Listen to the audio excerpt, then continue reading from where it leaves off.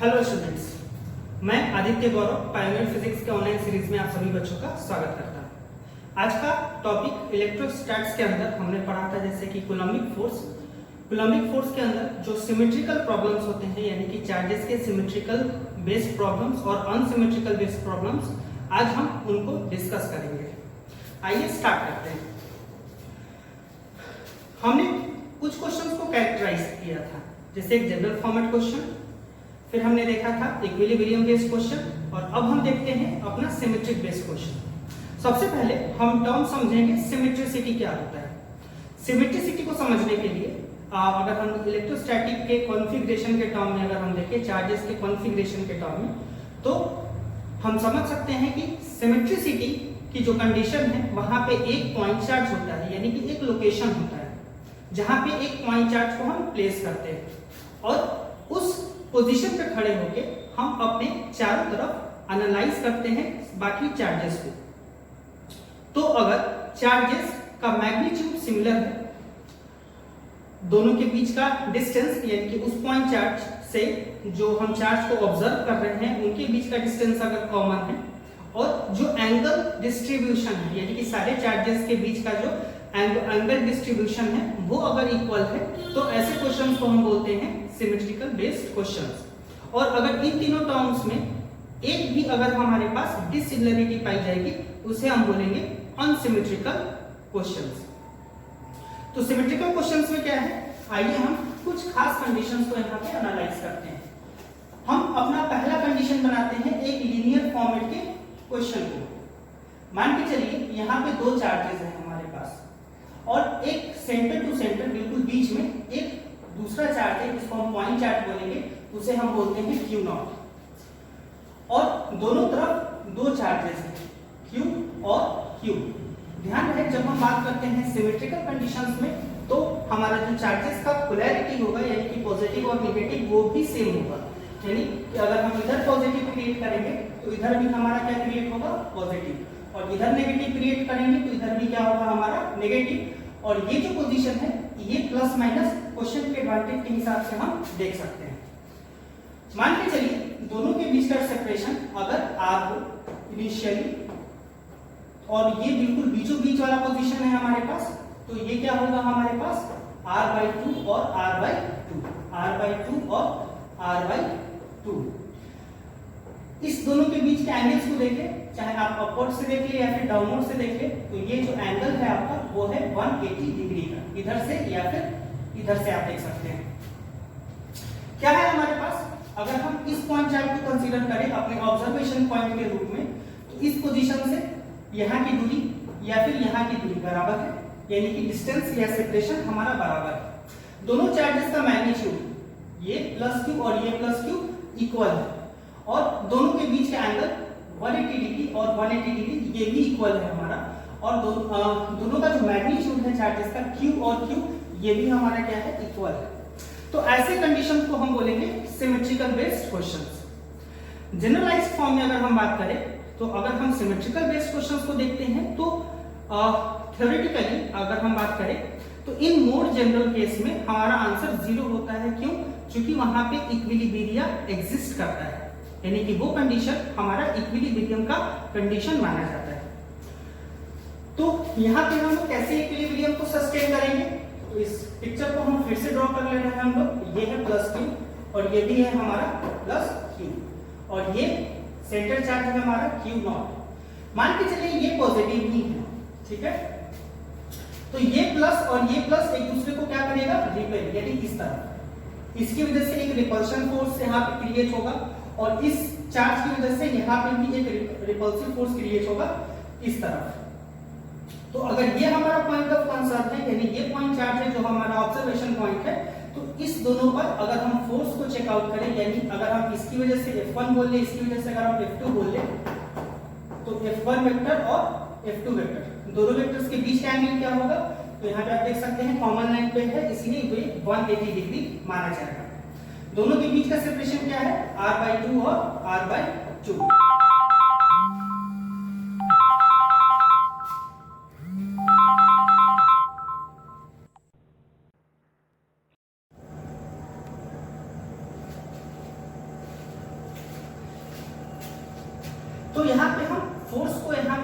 Visualise कर सकते हैं, जैसे कि फोर्स का जो हमारा बेसिक फॉर्मूला है K Q1 Q2 by R square. R यहाँ पे सेपरेशन होता है जनरलाइज फॉर्म में।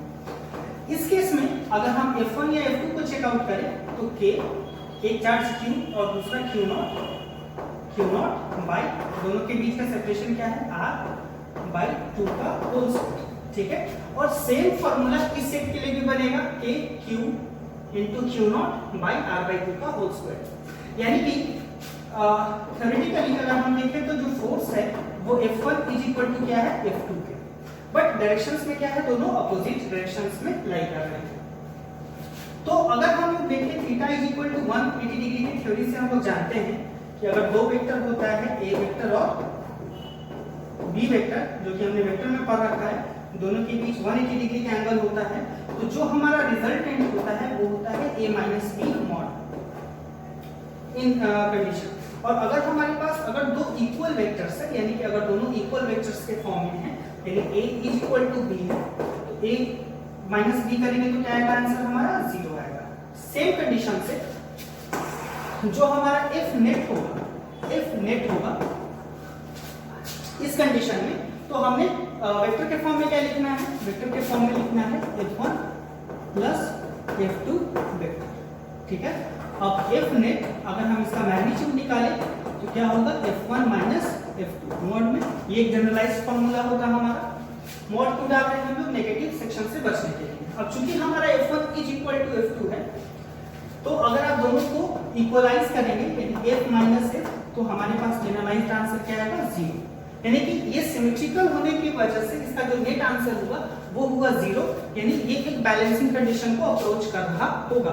अगर ये दोनों स्टैटिक कंडीशन में है, यानी कि फिक्स्ड है किसी पोजीशन पे, तो ये जो Q0 चार्ज होगा वो अपने पोजीशन पे ही क्या होगा, स्टेबल होगा, स्टैटिक कंडीशन में लाई करेगा। नेक्स्ट चलते हैं हम लोग 3 चार्जेस का हम लोग सेट लेते हैं। तो मान के चलिए ये एक इक्विलेटरल ट्रायंगल है, यहाँ पे 3 चार्जेस हैं हमारे पास, ये है Q, Q और Q, ठीक है। तो अभी हमें डिसाइड करना है कि हमारा सिमेट्रिकल पोजीशन क्या होगा। मान के चलिए अगर आप इस पोजीशन को देखना चाहें, ठीक है, तो ये दोनों का जो डिस्टेंस है, ये चार्जेस तो बराबर है, डिस्टेंस भी इक्विलेटरल होने की वजह से बराबर होंगे, लेकिन दोनों के बीच का एंगल क्या है, 60। फिर आपको इधर कुछ नहीं मिलेगा, ठीक है, यानी ये एंगल सस्टेंशन आपका काफी दूर लाई कर रहा है, इसी वजह से इस पोजीशन के लिए ये सिस्टम सिमेट्रिक नहीं है। लेकिन अगर हम सेंट्रोइड पे चले, ठीक है, सेंट्रोइड वाले पोजीशन पे, तो हम पाएंगे कि ये डिस्टेंस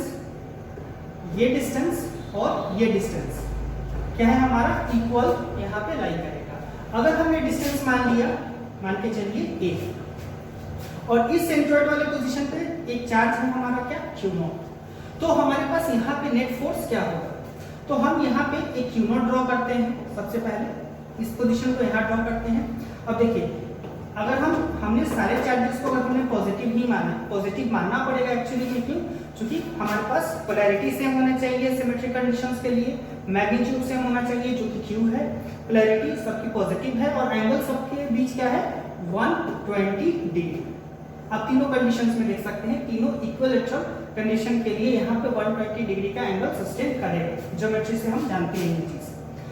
तो फोर्स कैसे बनाएंगे, तो प्लस Q और ये जो प्लस Q और Q0 के बीच एक रिपल्सिव फोर्स होगा, क्योंकि दोनों क्या है हमारे पास, दोनों ही पॉजिटिव केस में है, तो इस तरफ एक फोर्स होगा, इस दोनों की वजह से एक रिपल्सन क्रिएट होगा इस तरफ, और इस दोनों की वजह से इस दोनों चार्जेस पे एक रिपल्सन क्रिएट होगा इस तरफ, ठीक है।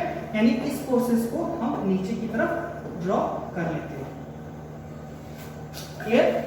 अब ये डिस्टेंस क्या है, जैसे कि हमने जो सेंट्रोइड का पोजीशन है हमारा, तो मीडियम का लेंथ का हमने फॉर्मूला पढ़ रखा है, ठीक है। अगर नहीं है तो आप इसे खुद ब खुद निकाल भी सकते हैं। जैसे ये जो होगा हमारा a/2 होगा लेंथ यहाँ से यहाँ तक, और ये लेंथ क्या है, a, तो पाइथागोरस थ्योरम से ये कंप्लीट लाइन निकल जाएगा यहाँ से लेकर के यहाँ तक का, क्या होगा हमारा a² माइनस a/2 का होल स्क्वायर। इसे आप सॉल्व करेंगे तो आएगा √3 a/2, यानी कि सेंट्रोइड का मीडियम का लेंथ।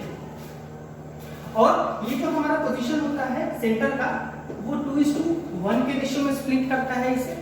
तो अगर आपने ये लेंथ निकालना है तो 2/3 इंटू √3a/2 रेशियो का फॉर्मूला इस्तेमाल कर ले तो √3 इज इक्वल टू क्या आ जाएगा a/√3।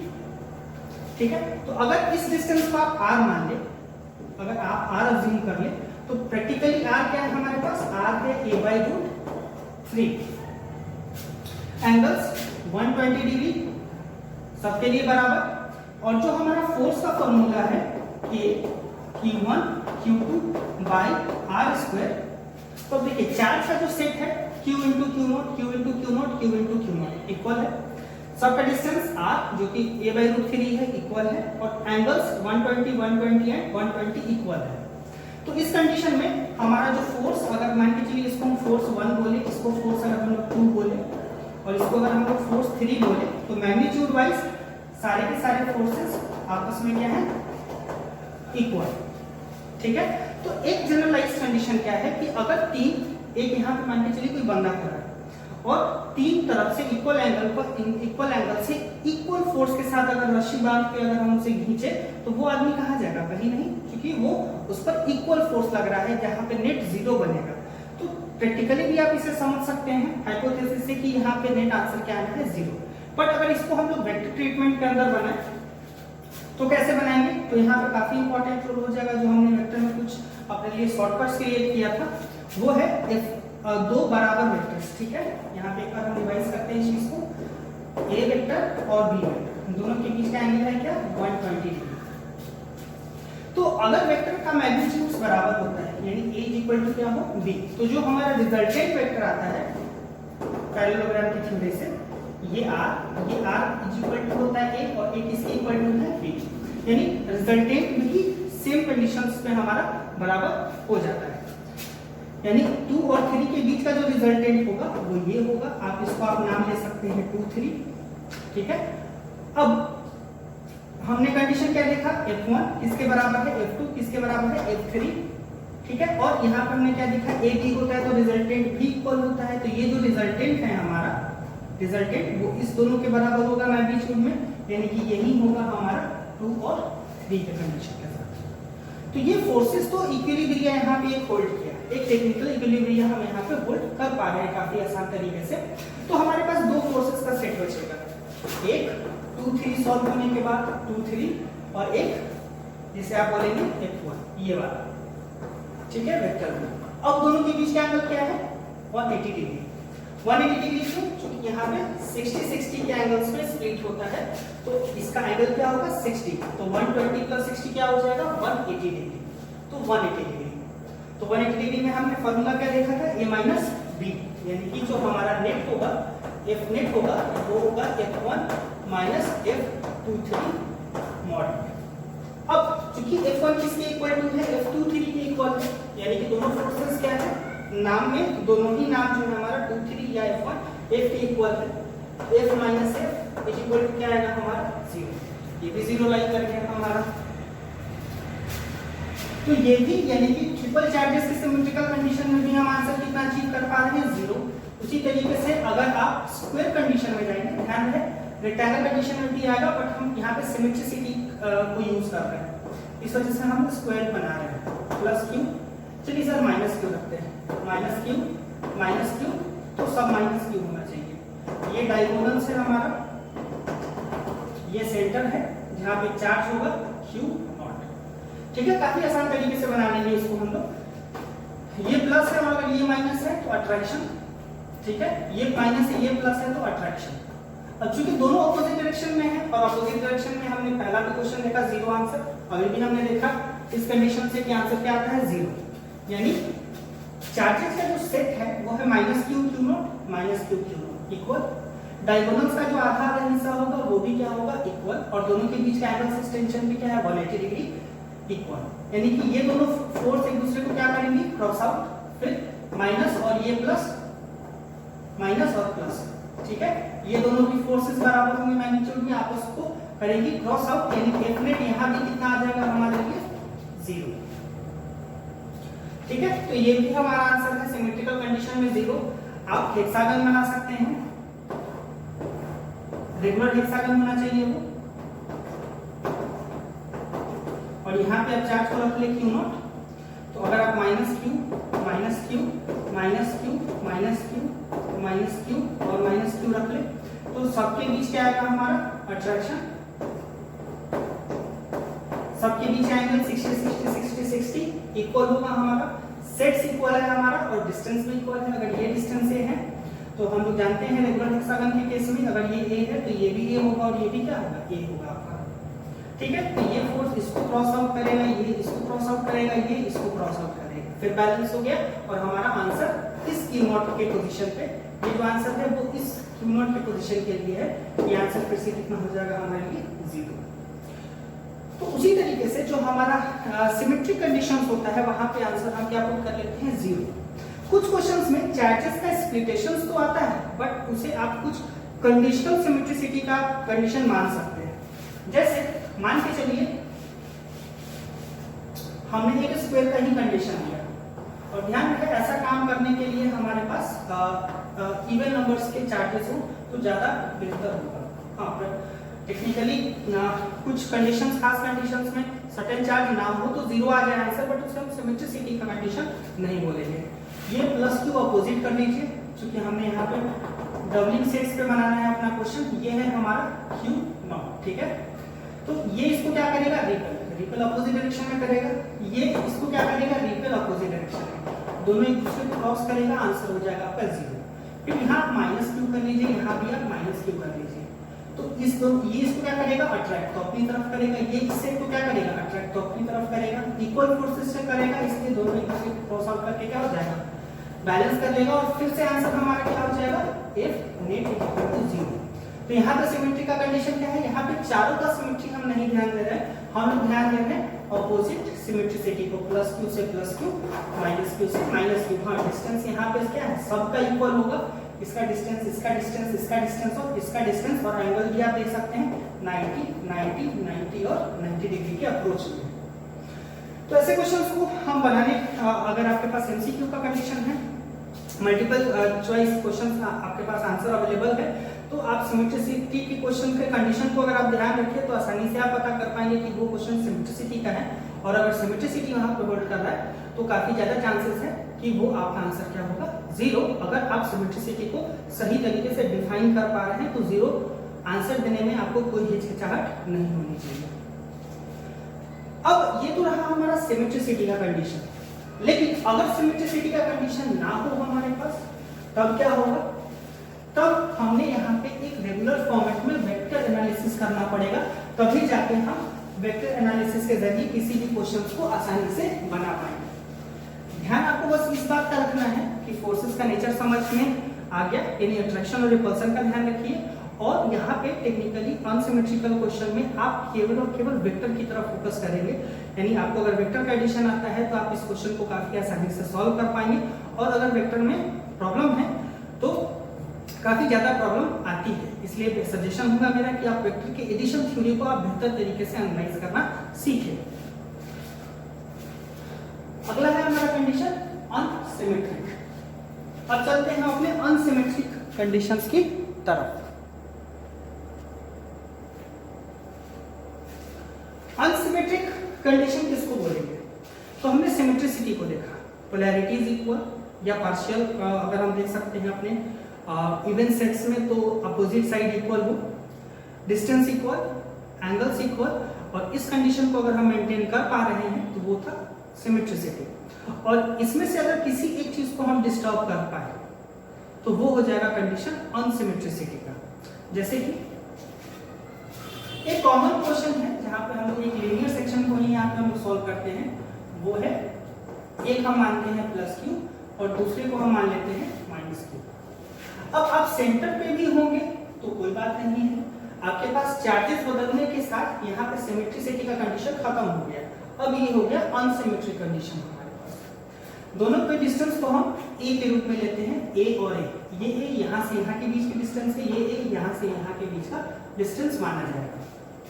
ठीक है, आप कोई और पोजीशन रख सकते हैं, वहां के हिसाब से हमारा ये दोनों के बीच का सेपरेशन हमने डिसाइड करना पड़ेगा। अब देखिए अगर आपने यहाँ पे क्यू नॉट रखा, ठीक है, तो ये आप प्लस मान के चलिए ये पॉजिटिव दिया हुआ है, तो क्या होगा, इस प्लस और इस माइनस के पास एक अट्रैक्शन होगा, ये अट्रैक्शन है हमारा, इसको आप ले लीजिए नाम F1 वेक्टर, ठीक है। फिर इसको इस चार्ज के साथ अगर हम देखें तो ये एक रिपल्सन होगा, क्योंकि दोनों प्लस है तो रिपल्सन होगा तो उसी डायरेक्शन में होगा, तो इसको आप नाम ले लीजिए F2 वेक्टर। अब वेक्टर की थ्योरी से अगर दो वेक्टर्स एक ही लाइन पर हैं, हमारा A वेक्टर और B वेक्टर, दोनों के बीच का एंगल कितना माना जाएगा 0 डिग्री। ऐसे कंडीशन में जो आपका रिजल्टेंट आता है वो होता है A प्लस B, यानी कि मैक्सिमम एडवांटेज में जो आपका रिजल्टेंट होगा वो वहां पे काम करेगा। तो यहाँ पे F नेट जो होगा किस पोजीशन के लिए, Q नॉट पोजीशन पे, वो क्या होगा F1 प्लस F2, ठीक है। यही फॉर्मूला हमने बनाया था वेक्टर के थ्योरी में।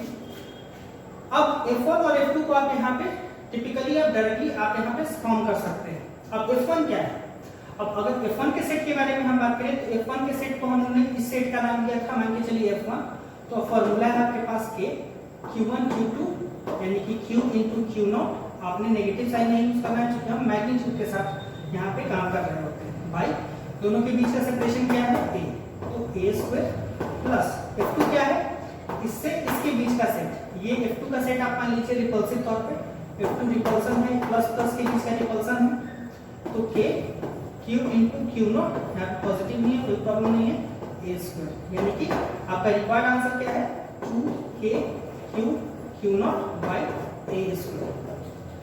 ये तो ऐसे जनरलाइज्ड फॉर्म है बनाने का, आप यहाँ पे डायरेक्ट बना सकते हैं कि अगर आपको यहाँ पे कंडीशंस पता है कि दोनों फोर्सेस इक्वल है, चार्जेस का सेट इक्वल है और दोनों के बीच का सेपरेशन अगर इक्वल है, तो आपके लिए F1 F2 यानी F1 आप शुरू में नहीं मान सकते, F2 आपके लिए वो क्या है F, तो आप यहाँ पे डायरेक्टली लिख सकते थे 2F, यानी कि 2F क्या है हमारा, F का फॉर्मूला होता है फोर्स का K Q1 Q2, तो एक तो Q है आपका Q और दूसरा क्या है Q नॉट, दोनों में से कोई भी Q चुन लीजिए Q1 के तौर पे, और एक है Q नॉट बाई सेपरेशन क्या है स्क्वायर, आप डायरेक्ट में आंसर यहाँ पे दे सकते थे। जितना आपका ईज होगा वेक्टर में और जितना इलेक्ट्रोस्टैटिक्स के बीच का यानी कि कूलॉमिक फार्मूला को आप जितने अच्छे तरीके से समझ रहे होंगे, आप इस क्वेश्चंस को, ऐसे टाइप के क्वेश्चंस को उतना शॉर्टली या उतने आसानी से आप इस क्वेश्चन को बना सकते हैं। इवन आप बिना फ्रेम के यूज किए इस क्वेश्चंस को आसानी से डायरेक्ट एमसीक्यूज में आंसर भी दे सकते हैं। बस आपने कंसेप्ट क्लियर रखना है, कूलॉमिक फोर्स को समझना है, सिमेट्रिक कंडीशन को समझना है, अगर सिमेट्रिक नहीं है तो नॉन सिमेट्रिक कंडीशन में चला जाएगा, और वेक्टर के ट्रांजिशंस को समझना है, यानी कि वेक्टर एडिशन की थ्योरी पे आपका काफी बेहतर कमांड होना चाहिए। अगर वेक्टर एडिशन की थ्योरी में आपको प्रॉब्लम है अभी भी तो ऑनलाइन अवेलेबल है, आप इसी चैनल पे देख सकते हैं वेक्टर एडिशन का थ्योरी, वहां पे हमने शॉर्टकट्स को जिक्र किया था, 0 डिग्री 90 180 या फिर 120 डिग्री के असेंबली के बीच, तो वहां पे हमने कुछ क्वेश्चंस या कुछ फॉर्मूलाज को हमने शॉर्ट हैंड लिया था और आप काफी अच्छे से आप वहां पे समझ पाएंगे उसे देख करके। चलिए, ये तो था हमारा सिंगल सेट का क्वेश्चन। अब हम चलते हैं, हम ट्राई सेक्शन भी चुन सकते हैं, तो हम यहाँ पे डायरेक्टली चुनते हैं एक स्क्वायर सेक्शन। हम एक स्क्वायर कंडीशन में यहाँ पे आते हैं। अब देखिए स्क्वायर कंडीशन में Q Q Q और Q, अब यहाँ पे हमने कुछ असेंबलीज को यहाँ पे हमने डिस्टर्ब करना है, प्लस प्लस, मान के चलिए इसे इसको भी हम प्लस बोलते हैं, लेकिन इस क्वेश्चन को हम क्या करते हैं माइनस कर देते हैं। यह है हमारा जनरलाइज्ड सेट। क्या लगता है ये सिमेट्रिक है? तो सिमेट्रिसिटी के लिए पॉइंट ऑफ ऑब्जर्वेशन बहुत जरूरी होता है, यानी कि अगर ये प्लस भी हो और अगर आप इसे सेंटर से ना देखें तो ये सिमेट्रिक नहीं होगा। अगर आप इस चार्ज पे फोर्स निकालना चाहें, पर्टिकुलर इस पोजीशन पे अगर आप नेट फोर्स निकालना चाहें तो फिर अलग कंडीशन है, ये अलग है, ये डिस्टेंस अलग है, ये डिस्टेंस अलग है, तो ये सिमेट्रिसिटी होल्ड नहीं कर पाएगा। यानी कि सिमेट्रिसिटी तभी होल्ड करेगा जब आप सेंट्रलाइज्ड पोजीशन पे लाई करेंगे। तो चलिए हम इसको हम माइनस कर लेते हैं और हम इस पोजीशन के चार्ज के फोर्स को हम इवैल्यूएट करेंगे, ठीक है। इस पोजीशन पे हमारा फैक्टराइजेशन होगा। क्या करेंगे हम? सबसे पहले कुछ फोर्सेस को यहाँ पे क्लासिफाई करना होगा हम लोगों को। प्लस क्या है हमारा फोर्सेस, चलिए देखते हैं। अगर मान के चलिए सबका सेपरेशन A है, तो ये जो डायगोनल एलिमेंट है ये क्या होगा, √2a होगा यहाँ से यहाँ के बीच का डिस्टेंस। हमने कुछ सेट्स बनाना है। सबसे पहले इस दोनों के बीच का एक सेट बनाते हैं हम। ये एक सेट है q और q, दोनों के बीच का डिस्टेंस क्या है a। दोनों पॉजिटिव होने की वजह से ये एक रिपल्सर फोर्स क्रिएट करवाएगा अपने ऊपर, रिपल्सर एडजस्ट हो जाएगा। नेक्स्ट माइनस और प्लस, ठीक है, माइनस और प्लस, तो अट्रैक्शन होगा, अट्रैक्शन इस तरफ होता है। यानी हमने दो असेंबलीज को चुन लिया, पहला असेंबली ये था, दूसरा असेंबली ये था। एक तीसरा असेंबली है वो है डायगोनल्स के बीच। बस यही तीन असेंबलीज हम यहाँ पे बना पाते हैं। इस चार्ज पे ये फोर्स पहला, ये दूसरा और ये तीसरा, इसी असेंबली में फोर्स क्रिएट हो रहा है। तो अब फोर्सेस के नेचर के बारे में हम देखें। अब देखिए ये दोनों क्या है, रिपल्सिव। दोनों के बीच का जो प्रोडक्ट ऑफ चार्जेस है वो क्या है, q × q, ठीक है।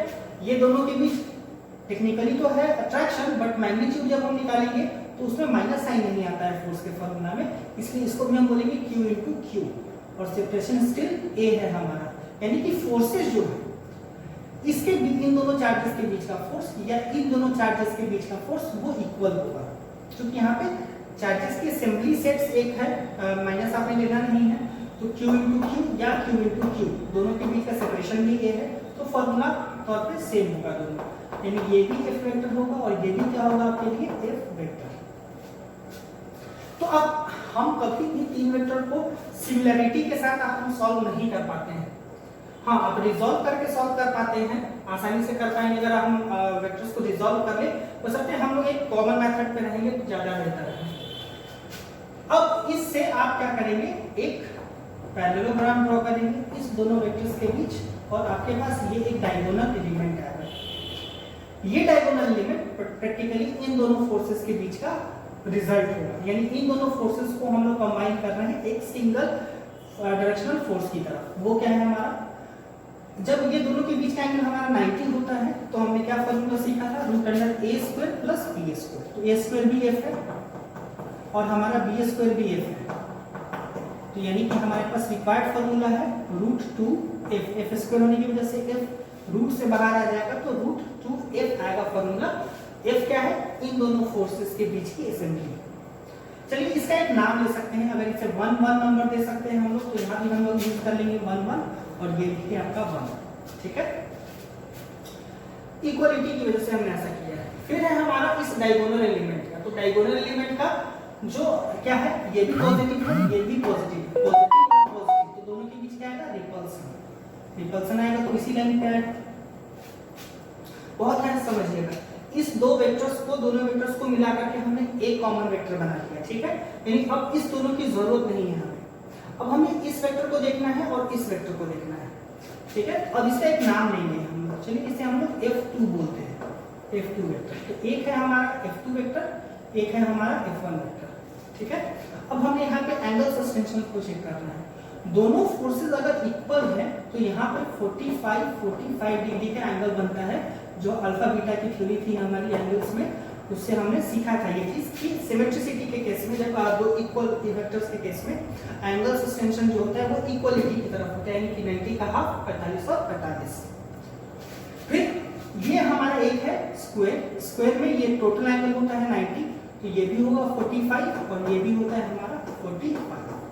रिपल्सन एक लीनियर प्रोसेस है, एक लीनियर सेक्शन का चीज है, इसी वजह से ये अगर 45 है तो इसका जो अपोजिट एंगल होगा वो भी क्या होगा, 45। यानी फिर से क्या आ गया हमारे पास, कंप्लीट 90 डिग्री को हम यहाँ पे पूरा कर पा रहे हैं। हमने दो ही वेक्टर को ट्रीट करना है, एक तो ये, ऐसे हमने मैग्नीट्यूड लिखा है बट इसे आप वेक्टर की तरह ट्रीट करेंगे, और एक है ये। तो इन दोनों के बीच का जो हमारा पैरेललोग्राम होगा वो इसके पैरेलल हम इधर बनाएंगे एक लाइन, और इसके पैरेलल हम इधर एक लाइन बनाएंगे, तो हमारा पैरेललोग्राम क्रिएट हो रहा है। क्या था बीच में आप भूल जाइए, उसका टेंशन आपको नहीं लेना है, आपने अपना पैरेललोग्राम जस्ट आपको पूरा करना है, ठीक है। लाइंस के हिसाब से यहाँ भी आप बना सकते थे, लेकिन यहाँ पे प्रॉब्लम क्या है कि ये फोर्स और ये फोर्स मैग्नीट्यूड में इक्वल हो, ये कोई जरूरी तो है नहीं। इसी वजह से हमने यहाँ पे थोड़ा असेंबली को यहाँ पे थोड़ा ध्यान रखना है कि आपका पोजीशन, अगर आपने कमांड है तो आपका पोजीशन थोड़ा डिस्टर्ब हो सकता है, उससे आप परेशान ना हो, आप अपने रिक्वायर्ड आंसर पे फोकस करें। तो ये दो वेक्टर्स, इस वेक्टर और इस वेक्टर के बीच का ही हमारा फाइनल रिजल्ट है, इसलिए हम बोलेंगे इसको एफ नेट। जैसा कि हमने सुपरपोजिशन प्रिंसिपल में सीखा था, Q1 मान के चलिए ये Q1 है, ये Q2 है, ये Q3 है, ये Q0 है, तो ये इस पे फोर्स लगाएगा इस तरफ।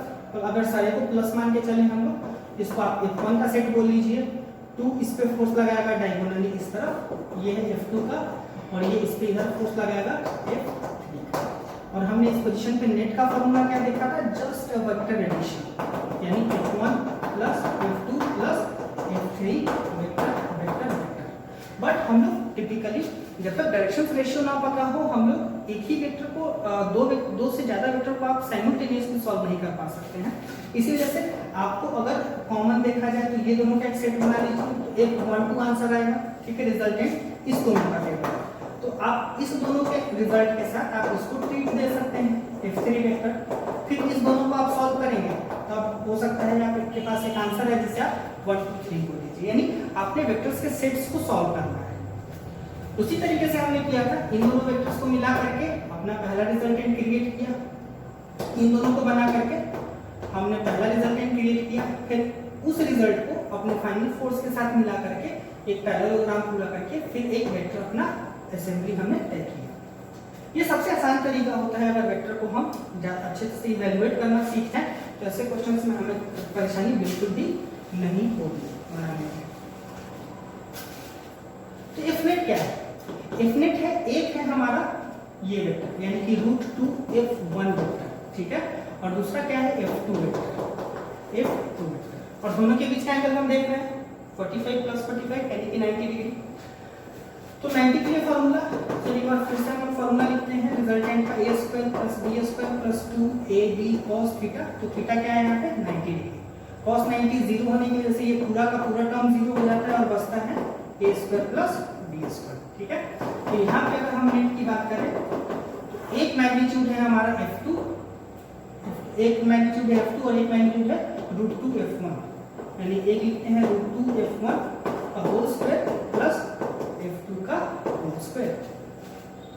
अब इलेक्ट्रोस्टैटिकली वेक्टर कंडीशन हमारे यहाँ पे खत्म हुआ। अब आप इलेक्ट्रोस्टैटिकली बस एनालाइज कर लीजिए।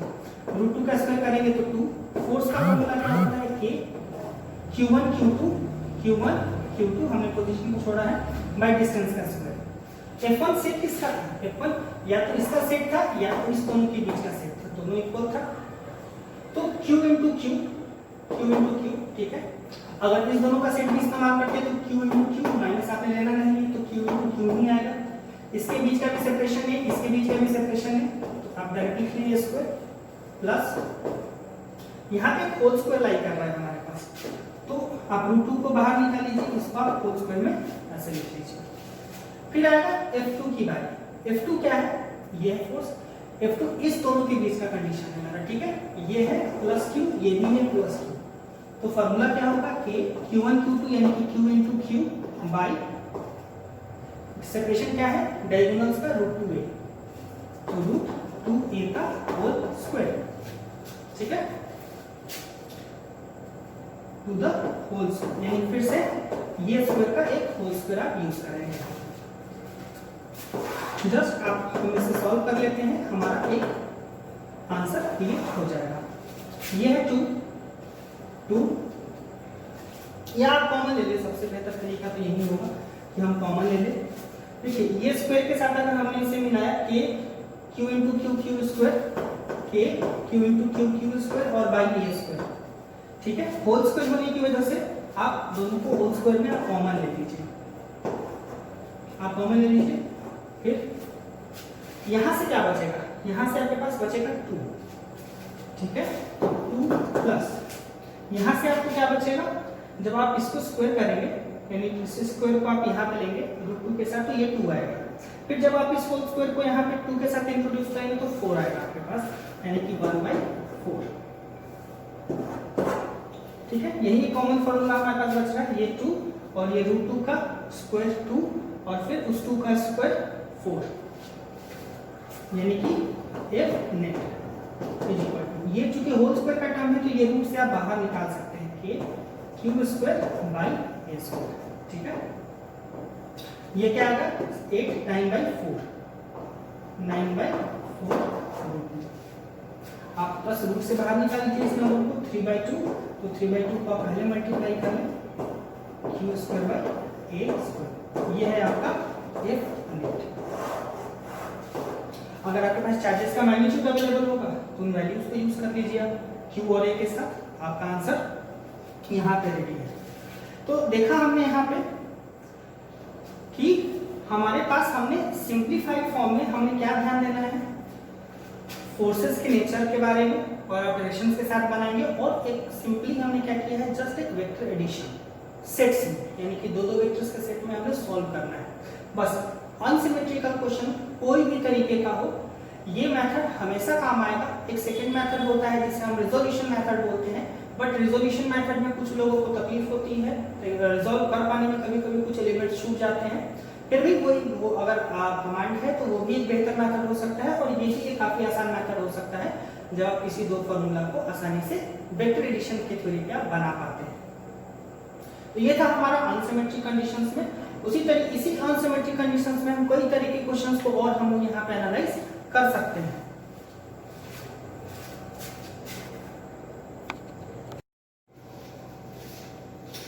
कुछ और टाइप्स के अनसिमेट्रिकल क्वेश्चंस होते हैं जिसे हम अरेंजमेंट के तौर पे बना सकते हैं। आइए कुछ ऐसे क्वेश्चंस को हम यहाँ पे देखते हैं।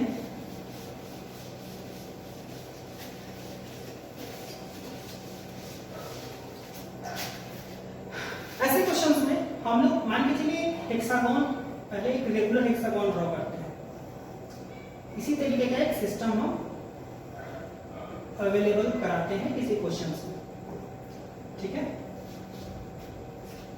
नाम आप दे सकते हैं ए, बी, सी, डी, ई और एफ, ठीक है। और यहाँ पर आप एक क्यू नॉट को पोजीशन दे दें, एक चार्ज है क्यू नॉट, और बाकी सारे पोजीशंस पे भी, एच पे भी हमारे पास, वर्टेक्स पे भी हमारे पास कुछ चार्जेस हैं।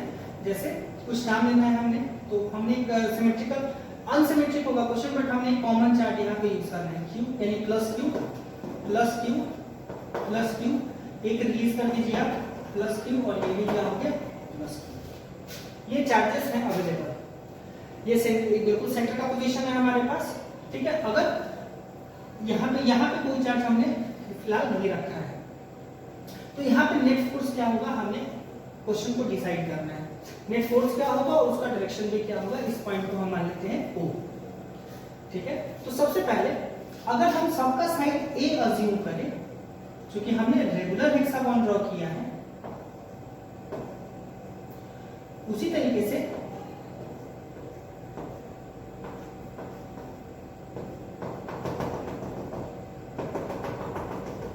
ये आपका सारा साइड भी क्या हो जाएगा A, क्योंकि रेगुलर हेक्सागोन का ये एक ज्योमेट्रिकल प्रॉपर्टी है, साइड्स के बराबर ही हमारा सेंटर टू वर्टेक्स के बीच का डिस्टेंस होता है। अपने इक्विलैटरल ट्रायंगल की कंडीशन से जैसे ये कंप्लीट एंगल पे 360 डिग्री बनता है, तो 1 2 3 4 5 6 सेक्शन है हमारे पास, यानी कि अगर हम सबको बाई 6 कर दे 360 डिग्री के एंगल को, तो यहाँ का जो एंगल्स है हमारा वो 60 60 60 60 लाइन करेगा। और अगर हम रेगुलर फॉर्मेट में बना रहे हैं तो दो वेक्टर्स के बीच हम एक्चुअली लाइंस के बीच आप बात कर सकते हैं 120 डिग्री का एंगल बनेगा, क्योंकि रेगुलर हेक्सागोन में ये जो एंगल होता है वो 120 होता है। इक्वालिटी के केस में ये भी 60 बनेगा और ये भी 60 बनेगा, तो 60 60 और 60 ये क्या है, इक्विलैटरल ट्रायंगल है। इक्विलैटरल ट्रायंगल के अंदर तीनों जो साइड्स हैं, ठीक है, तीनों भुजाएं जो हैं वो बराबर होती हैं। ए और ए के कंडीशन से हम इसे जस्टिफाई कर सकते हैं। ये तो एक ज्योमेट्रिकल प्रॉपर्टी है, ठीक है। तो ऐसे क्वेश्चंस को हम कैसे बनाएंगे, देखिए हर वर्टेक्स पे हमारे पास चार्ज है एक वर्टेक्स को छोड़ के, ठीक है। तो एक वर्टेक्स पे अगर चार्ज नहीं है तो आप किस तरह इसे कंसीडर कर सकते हैं, जीरो चार्ज। अब जीरो करने के लिए चूंकि वेक्टर एडिटिविटी लॉ का पालन करता है, इसी वजह से प्लस क्यू और प्लस क्यू आप प्लस क्यू और माइनस क्यू का सेट बना लीजिए। ये बाई नहीं है, ये हमने ऐसे एक सिंबल लिया है दोनों को सेपरेट करने के लिए। That's it. प्लस क्यू और माइनस क्यू को जब आप ऐड करेंगे तो वो जीरो होगा, तो आप जीरो को मान सकते हैं कि उस पोजीशन पे एक प्लस क्यू है और एक माइनस क्यू है, जस्ट अज्यूम। तो यहाँ पे एक दो कंडीशंस हमारा निकलता है। इस अनसिमेट्रिकल कंडीशन से हम दो कंडीशंस यहाँ बना देंगे हम लोग। अगर हम इस प्लस को यूज करें, इस प्लस के साथ आपके पास एक हेक्सागोन आपको क्रिएट हुआ है, plus Q plus Q plus Q plus Q plus Q और प्लस, ठीक है। और एक अनसिमेट्रिकल कंडीशन क्रिएट हुआ है माइनस, ठीक है। अब चूंकि हमने चार्जेस को यूज कर दिया है यहाँ पे, इसलिए यहाँ पे अब ये वैकेंट पोजीशन है, यहाँ पे कोई चार्ज अवेलेबल नहीं है हमारे पास, ठीक है। तो देखिए ये सेंटर है हमारा, ये क्यू नॉट पे हमने देखना है। एक्चुअली चार्ज जो है हमारा क्यू नॉट है, तो ये कौन सा कंडीशन है, ये है सिमेट्रिक। क्योंकि पॉइंट ऑफ लोकेशन से देखेंगे तो Q Q Q Q Q सारा बराबर है, साइड सबका साइड है ए ए ए इक्वल है, एंगल 60 60 60 इक्वल है, यानी इस पोजीशन पे एफ क्या होगा आपका 0। सिंपली यानी एक कंडीशन को आपने रेक्टिफाई कर दिया। अब आपके पास क्या बचा, माइनस क्यू केवल, माइनस क्यू और क्यू नॉट। ये कौन सा कंडीशन बना हमारा, अनसिमेट्रिक। यानी कि अनसिमेट्रिक को हमने दो हिस्से में क्लासिफाई कर दिया, एक चार्ज के असेंबली को लेकर के, यानी कि एक चार्ज का हाइपोथेसिस करके एक को सिमेट्रिक बना के हमने जीरो कर दिया, और जो बच गया चार्ज जिसके थ्रू हमने हाइपोथेसिस किया था जीरो चार्ज के थ्योरी को लेकर के, वो चार्ज हमारा स्टिल यहाँ पे अवेलेबल है, ठीक है। अब जो हमारा फोर्स होगा, ये माइनस है ये प्लस है, इसके बीच क्या होगा, अट्रैक्शन होगा। तो अट्रैक्शन होगा, तो ये रहा अट्रैक्शन का लाइन, यानी कि जो हमारा फोर्स का डायरेक्शन क्या होगा, वो होगा ओ से डी की तरफ, यानी ओडी वेक्टर की तरफ। यानी जो हमारा फाइनल आंसर है वो इसके अलोंग होगा, यानी F। तो क्या होगा वो फोर्स, तो मान के चलिए ये जस्ट एक फोर्स है, और तो कोई हमारे पास असेंबली है नहीं। F is equal to K Q1 Q2, तो Q1 Q2 तो Q into Q0 मॉड में, तो नेगेटिव यूज नहीं करेंगे हम लोग, और ये दोनों के बीच का डिस्टेंस क्या है, A, तो A स्क्वायर। सिंपली ये एक फॉर्मूला है इस कंडीशन को, जो पहले काफी क्रूशियल लग रहा था बनाने में।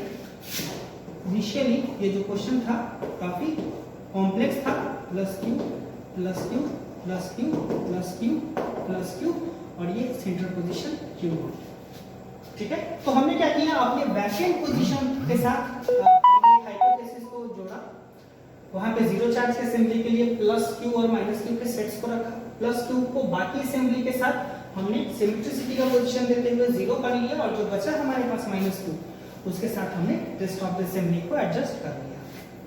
डायरेक्शन क्या होगा, डायरेक्शन होगा, अगर इसको वेक्टर में आप लिखना चाहते हैं तो O से लेकर के D, यानी O D वेक्टर।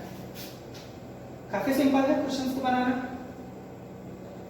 इसी तरीके से आप काफी सारे क्वेश्चंस को ट्रीटमेंट दे सकते हैं।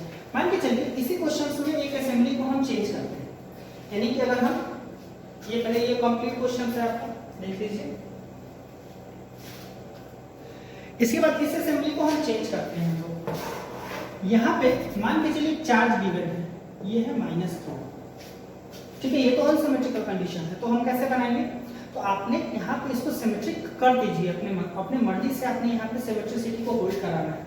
तो इसको भी आप दो पार्ट में कैरेक्टराइज कर लें, एक जहाँ पे सिमेट्रिसिटी को होल्ड कराएंगे हम लोग, और एक जहाँ पे सिमेट्रिसिटी को होल्ड नहीं करने देंगे। जैसे ये है plus Q plus Q plus Q plus Q plus Q, ये सेंटर पे है हमारा क्यू नॉट, और यहाँ भी आप मान लीजिए प्लस क्यू, आंसर हो जाएगा F नेट पे वो हो जाएगा 0, ठीक है। यानी सिमेट्रिसिटी करके तो हमने 0 कर दिया, बट यहाँ पे चार्ज क्या था, यहाँ पे चार्ज था माइनस क्यू। माइनस क्यू के अलावा कुछ नहीं है, तो माइनस क्यू के अलावा अगर हम 0 का टेंडेंसी देखें तो अपने मर्जी से एक प्लस क्यू और एक माइनस क्यू को हम जोड़ सकते हैं, ठीक है। ये तो क्या हो जाएगा, दोनों 0 हो जाएगा, तो माइनस क्यू नहीं बचेगा, तो ये एक असेंबली हमने बना दिया। इस प्लस क्यू को हमने वहां दे दिया ताकि एक सिमेट्रिसिटी होल्ड कर जाए, और वो आंसर 0 हो जाए। बच क्या गया हमारे पास, ये माइनस क्यू। तो इस माइनस क्यू को आप इस माइनस क्यू के साथ ऐड कर देंगे, तो हमारे पास आ जाएगा -2q, और ये रहा हमारा q नॉट। ये फॉर्मेट को हमने सिमेट्रिसिटी में ही यूज कर लिया था, इसलिए आपको दोबारा बनाने की जरूरत नहीं है।